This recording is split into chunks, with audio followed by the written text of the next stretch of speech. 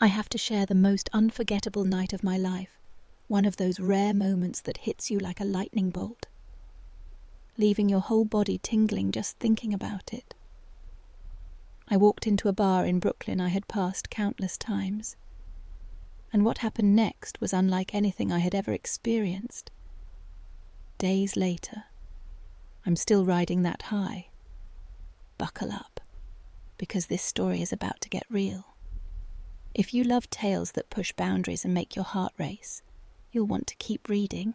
I had never stepped inside the Rusty Anchor before, a trendy bar tucked among the brownstones and neon-lit storefronts of Williamsburg. Brooklyn.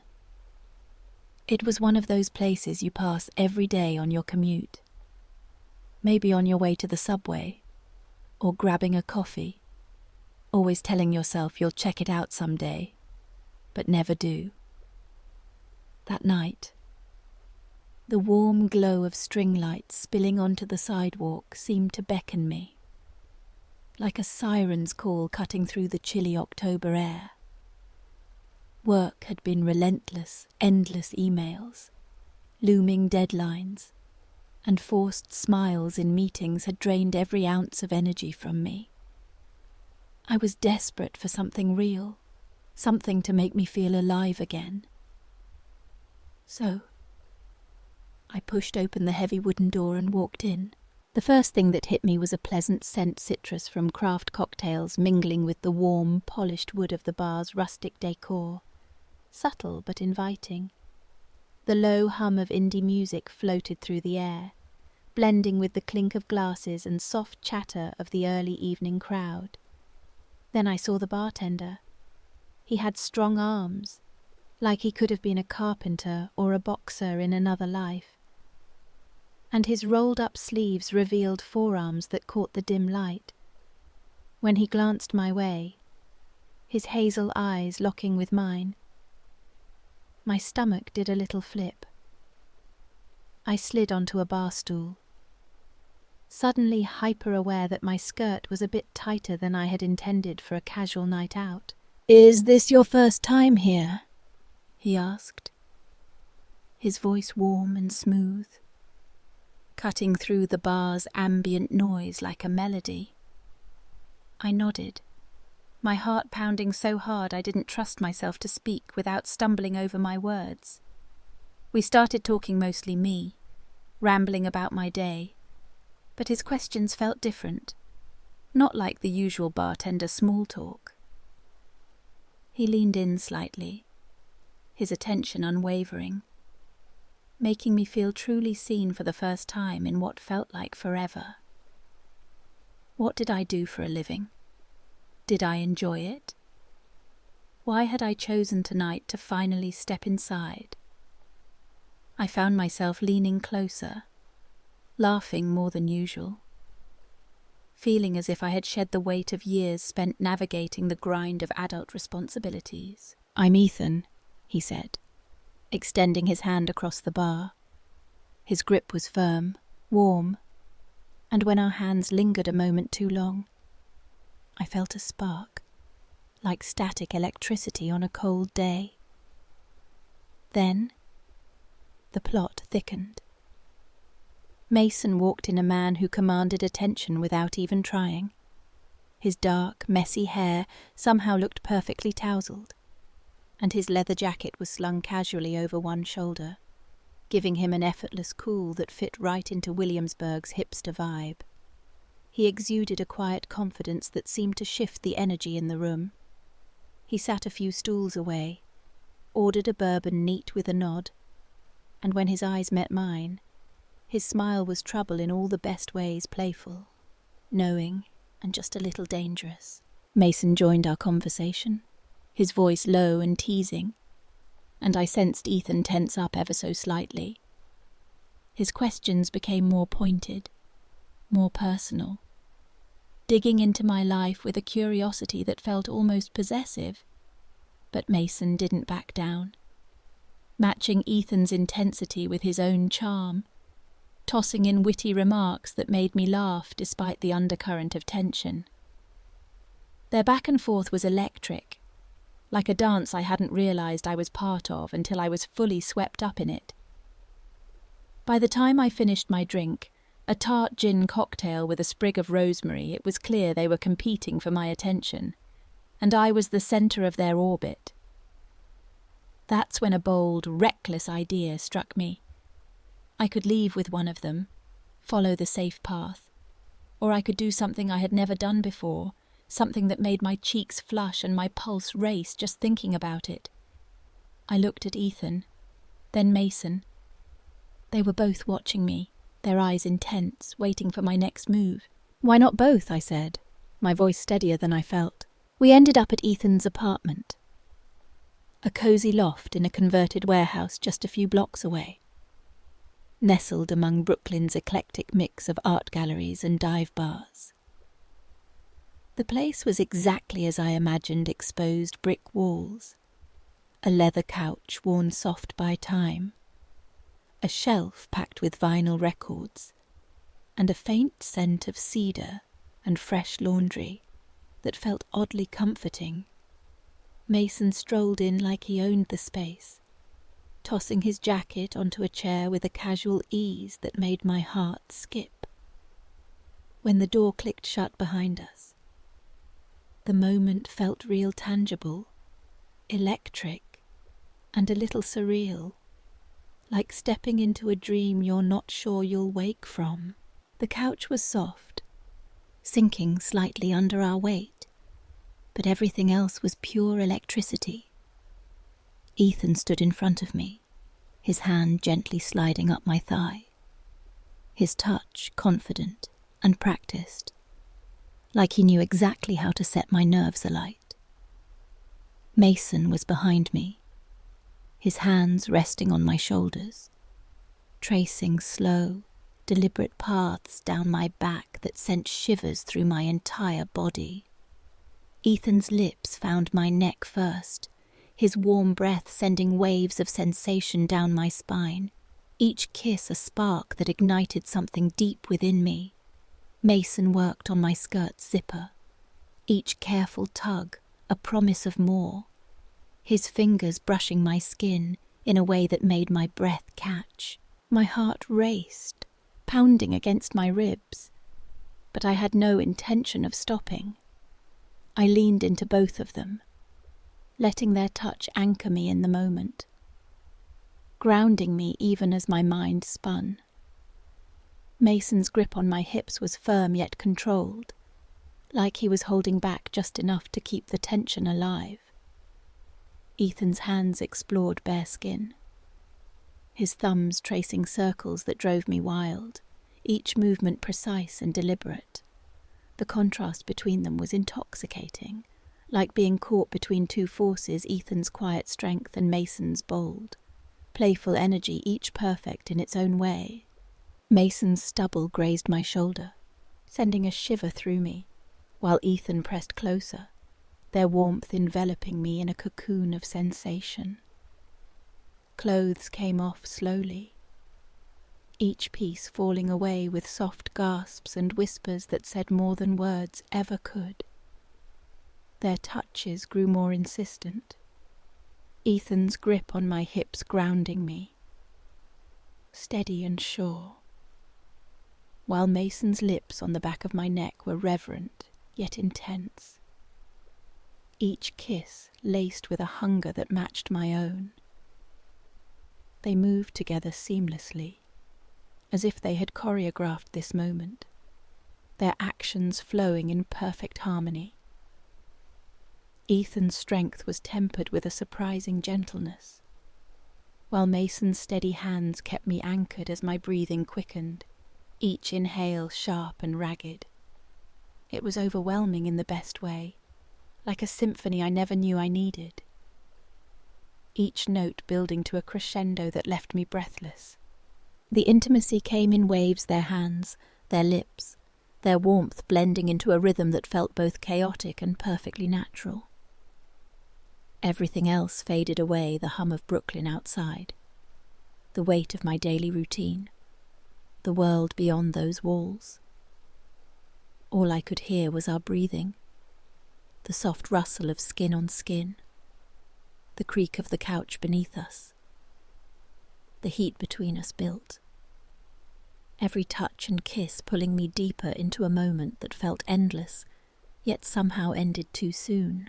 Afterward, we lay there, tangled together, catching our breath as reality began to creep back in.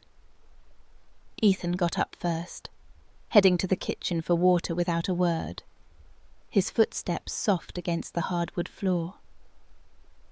Mason lounged on the couch, arms stretched out, his dark hair falling into his eyes as he gave me a smirk that made me blush all over again. When Ethan returned, he handed me a glass, his fingers brushing mine in a way that felt deliberate, meaningful. There was no awkwardness, just a quiet, shared understanding that what had happened was exactly what we all needed in that moment. Mason got up soon after, grabbing his jacket with that same effortless swagger. "Don't get too comfortable without me," he teased, his voice low and playful, before leaning in to kiss my temple. His leather and bourbon scent lingered as he slipped out the door, leaving a void in the room that felt both heavy and light. I stayed a moment longer, my fingers tracing the worn leather of the couch, trying to process the whirlwind of the night. Ethan walked me to the door, his expression soft but unreadable, like he was holding something back. "Take care," he said, his voice quiet but warm, and I stepped into the cool Brooklyn night. The city felt different as I walked out, more alive, yet strangely peaceful. The distant hum of traffic, the glow of streetlights reflecting off wet pavement, and the faint chatter of late-night revelers wove together into a vibrant pulse that matched my own. My heart still raced, the memory of their touch lingering like a melody I couldn't shake. A small voice in the back of my mind wondered if I'd crossed a line I couldn't uncross, but I pushed it aside, letting myself savor the high all the way home. The streets of Williamsburg buzzed with their usual chaotic energy street vendors, hawking vintage clothes, the scent of artisanal pizza drifting from a nearby shop, and the occasional strum of a busker's guitar cutting through the night. I wandered past glowing neon signs and graffiti-covered walls, my mind replaying every moment of the night. Ethan's steady gaze, Mason's mischievous grin, the way their touches had felt both thrilling and safe. It wasn't just the physical intensity, it was the way they had made me feel seen, desired, alive in a way I hadn't felt in years. The daily grind of my office job, endless spreadsheets, forced pleasantries, and the constant pressure to perform had dulled my edges, but that night had sharpened them again, reminding me of a version of myself I thought I'd lost. I stopped at a 24-hour diner a few blocks away, its neon sign buzzing softly, casting a warm pink glow over the sidewalk, sliding into a worn vinyl booth. I ordered a coffee from a waitress named Clara, whose kind smile seemed to sense I needed grounding. The coffee was bitter and strong, exactly what I needed to steady my racing thoughts. As I sipped it, I pulled out my phone and started typing notes, desperate to capture every detail before they slipped away. The citrus and wood scent of the rusty anchor, the creak of Ethan's couch, the way Mason's laugh carried a hint of mischief. I wrote about Brooklyn, too, the way the city's pulse had seemed to sync with my own, the lights dancing on the East River as I'd crossed a bridge earlier that week. It felt like the city itself had been a co-conspirator, urging me to step out of my routine and into the unknown. The diner's jukebox kicked on, playing a soft jazz tune that wrapped around me like a warm blanket. I lingered there for over an hour, letting the night settle into my bones. The memory of Ethan and Mason felt like a secret I wasn't ready to share, a spark that had reignited something deep within me. I didn't just feel alive. I felt like I had reclaimed a piece of myself, a piece I hadn't even realised was missing until it snapped back into place. When I finally left the diner, the sky was beginning to lighten, a soft pink creeping over the horizon, painting the Brooklyn skyline in delicate hues. I walked home to my small walk-up apartment, the stairs creaking under my feet, and collapsed onto my bed. The night swirled in my mind, vivid and unrelenting. I didn't sleep right away. Instead, I lay there, staring at the cracked plaster ceiling, tracing its lines as if they held the answers to what I was feeling. Had I been reckless? Brave both? All I knew was that I felt more awake than I had in years. The next morning, I woke to the sound of my neighbour's dog barking and the faint smell of coffee brewing next door. My phone buzzed with a text from my friend Sarah, asking how my night had gone. Wild. I typed back, a smile tugging at my lips. I wasn't ready to share the details, they felt too personal, too raw, like a painting still wet on the canvas. But I knew I'd carry that night with me. A secret talisman reminding me I was capable of stepping outside my comfort zone and emerging stronger. Over the next few days, I couldn't stop thinking about the rusty anchor. I didn't go back, not yet, but the bar haunted my thoughts. Its warm glow a beacon in my memory. I wondered if Ethan was still there, mixing drinks with that quiet confidence, his hazel eyes catching the light. I wondered if Mason ever stopped by again, his leather jacket slung over his shoulder, his smile lighting up the room like it had that night. Part of me ached to see them again, to see if the magic of that moment could be recaptured. But another part of me wondered if it was better left as a singular, perfect memory, untouched by the weight of expectation.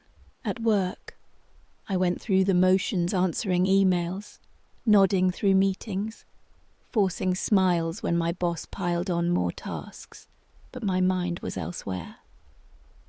My co-workers noticed a change. "You seem different," my colleague Jen said, her eyes narrowing with curiosity. Lighter. Maybe I just shrugged, not ready to explain. How could I describe the way one night had peeled back the layers of routine, revealing the person I used to be, the person I wanted to be again? That Friday, I decided to take a walk after work, letting my feet guide me through Williamsburg's bustling streets. The neighbourhood was alive with its usual energy street musicians strumming for tips, couples laughing outside craft beer bars, the scent of fresh-baked bagels mingling with the crisp fall air.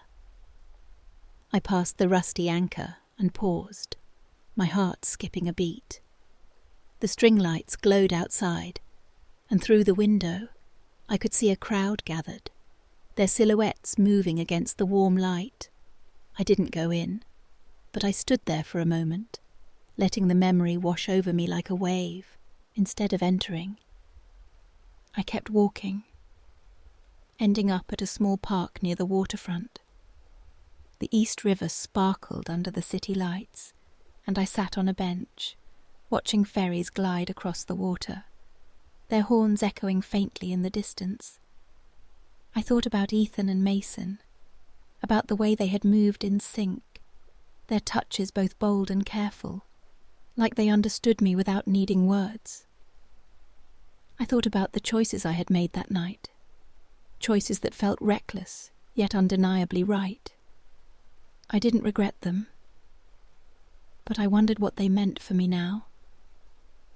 Was I different? Had that night changed me? Or had it simply uncovered a part of me that had been buried under the weight of routine? As I sat there, a cool breeze ruffling my hair, I realized that night had been more than just a fleeting thrill. It was a spark, a catalyst that had jolted me out of complacency. I had spent so long playing it safe, sticking to the same routines, saying no to risks, burying my desires under layers of responsibility. But that night, I had said yes. Yes to adventure. Yes to desire. Yes to myself. And that yes had unlocked something I didn't want to lock away again. Over the next few weeks, I leaned into that newfound courage. I started saying yes to things I would have declined before a last-minute concert at a dive bar, a weekend hiking trip in the Catskills, a pottery class I'd always been curious about, but never had the guts to try. Each experience felt like a small echo of that night, a reminder that life was meant to be lived fully, not just endured. I even picked up writing again, something I hadn't done since college. Short stories, journal entries, fragments of poetry, whatever came to mind. The words flowed easily, as if that night had loosened something inside me, letting creativity spill out like water from a cracked dam. One evening, about a month later, I found myself back at the Rusty Anchor. I hadn't planned it. My feet just carried me there after a long day at work. The bar was quieter than before, the crowd thinner, the air filled with the soft strum of an acoustic playlist. Ethan was behind the counter, wiping down glasses, his sleeves rolled up as always, his movements steady and deliberate. He looked up and smiled. That same warm smile that had set my heart racing weeks ago. Back again, he asked, his voice carrying a hint of amusement. Like he'd been expecting me. I nodded, sliding onto a bar stool. Couldn't stay away? I said, matching his playful tone. We talked for a while, the conversation easy and familiar, like slipping into a favourite sweater. He didn't mention that night, and neither did I. But it hung between us, a shared secret that didn't need to be spoken. Mason didn't show up, and I wasn't sure if I was disappointed or relieved. Part of me wanted to ask Ethan if he'd seen him, but I held back. Some things were better left untouched, like a photograph you don't want to smudge. As I sipped my drink, a lavender-infused cocktail with a delicate floral aftertaste, I realised I wasn't chasing the same high as before.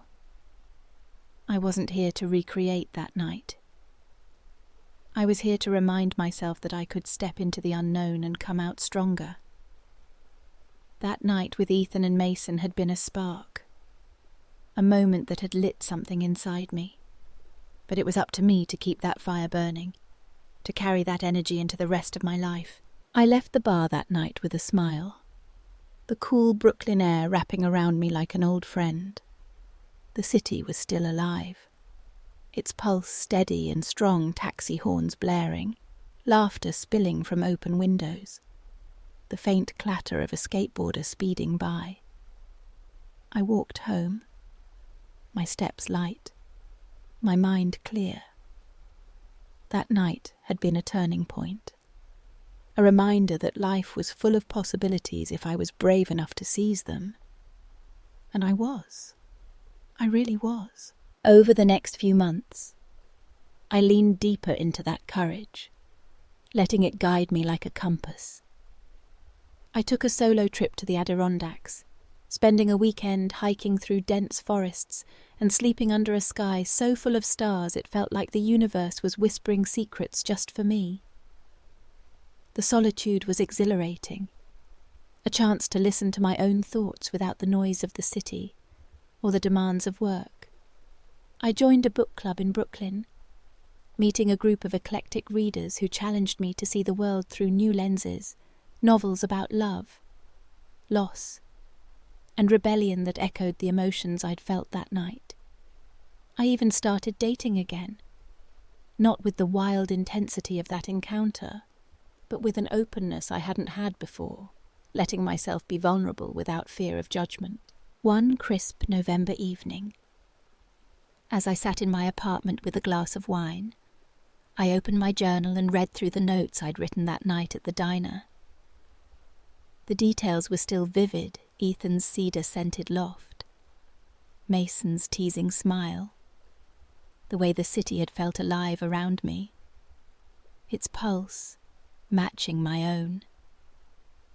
But what stood out most was how I had felt fearless, alive, unapologetically myself.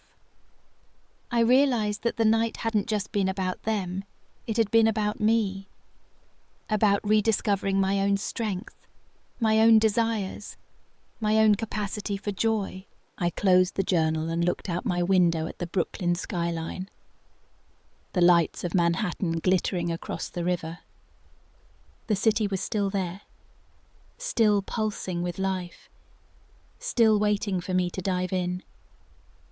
I thought about the people I'd met since that night, not just Ethan and Mason, but Clara the waitress, the book club members, the strangers I'd shared laughs with at concerts and coffee shops.